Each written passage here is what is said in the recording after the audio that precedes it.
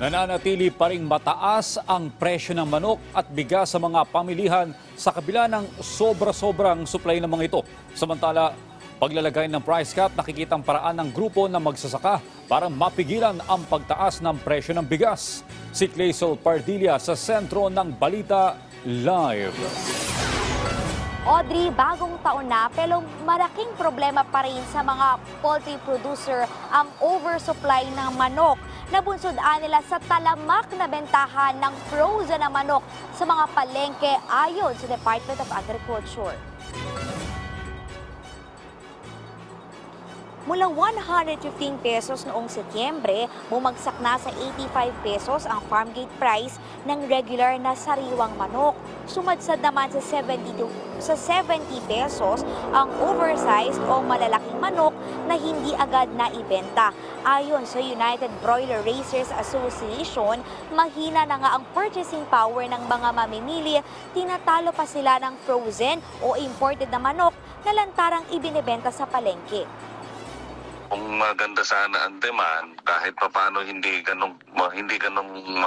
masyadong mapipinsala yung sektor. Hindi nilang baboy na imported na frozen ang binibenta sa maraming palengke. Kasi yung manok nakakahon yan yung mga ganyang produkto, makikita mo naman yan. Pero may effect yan. Pero sa kabila ng nag-uumapaw na supply ng local at frozen na manok, nananatiling mataas ang presyo. Sa trabaho market, pumapalo sa 200 pesos ang per kilo ng buong manok. Yung retail nga may disconnect with farm gate. Ihahambing yung gap between retail prices and farm gate prices. Kung mas halos nag-a-average na mga 90% during the fourth quarter yung gap Ganyan din ang problema sa bigas, sabi ng Federation of Free Farmers. Bagaman mahal ang presyuhan ng bigas sa pandaigdigang merkado, 25 pesos lamang anila ang average palay price. Ibig sabihin, nasa 50 pesos lamang ang dapat na per kilo ng lokal na well-milled rice.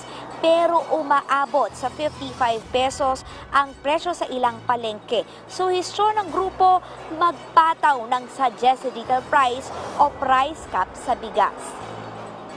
Kung merong nagbibenta ng 55 or even 60, masasabi natin na medyo sobra na yun. No?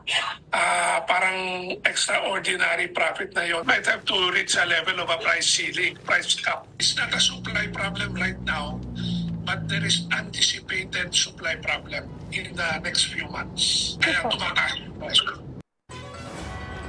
Pero sa pinakabagong pahayag ng Department of Agriculture, hindi na raw ikinukonsidera ng ahensya ang pagpapataw ng SRP, lalo na sa bigas. Pabago-bago raw kasi ang international market price, kaya hindi pa ito makokontrol sa ngayon. Uunahin nila ang paglalagay ng IRR sa Price Act na magbibigay ng kapangyarihan sa DA sa usapin ng presyo ng mga agri-products. Samantala, makikipag-ugnayan ang DA sa mga LGU para alisin ang mga frozen chicken na bawal anilang ibenta sa palengke. Kasi meron tayong Food Safety Act na nagbabawal ng ganyang patakara dahil dapat una-una yung mga pansin natin na chicken ay dapat sa hotel lang, sa restaurant, sa mga institutional na mga fast food chains. Doon lang dapat mapunta yan. Na yung mga sa palengke naman, dapat yung mga ang fresh ang binibenta nila. So, ang kailangan na ayusin natin na kailangan paigtingin ng LGUs yung pagbabawal ng pagbebenta ng karne na frozen sa palengke na walang freezer. Audrey, gumagawa na rin ng data system ang Department of Agriculture para matukoy ang supply at demand sa mga agricultural product, lalo na sa manok. At bago ang State of the Nation address ni Pangulong Ferdinand R. Marcos Jr. ay target itong matapos ng DA. Audrey? Okay, Claysol, ang dahilan kung bakit tayo nag-aangkat ng mga manok ay upang masigurong sapat yung supply dito sa Pilipinas. Pero kapag sobra-sobra ang inaangkat, malulugi naman yung mga local producers natin.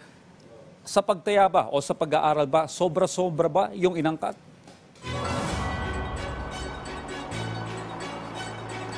Audrey, yan yung mahirap ma-determine sa ngayon dahil nga wala pa talaga tayong yung sinasabi na data system na maglalagay talaga ng o makikita yung overall supply ng mga local at pati na yung mga nakaraan pang mga import sa mga cold storage facilities at sa mga retail na nasa cold storage o nasa freezer nila.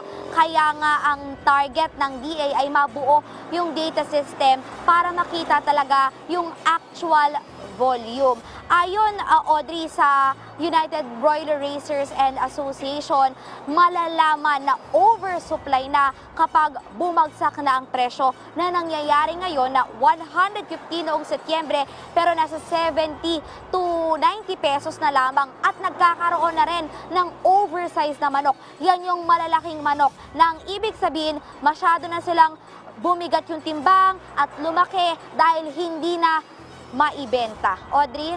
Okay, Clazel, ano ang gagawin ng mga kinauukulang ahensya ng gobyerno upang masigurong mapaprioritize na maibenta sa merkado yung mga local produce na chicken meat?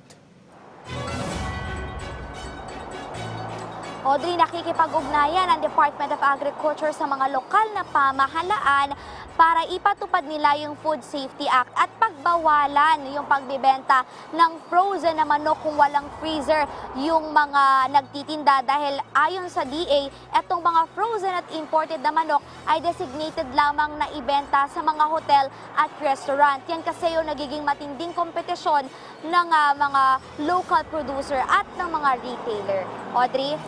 Maraming salamat, Clazel Pardilla.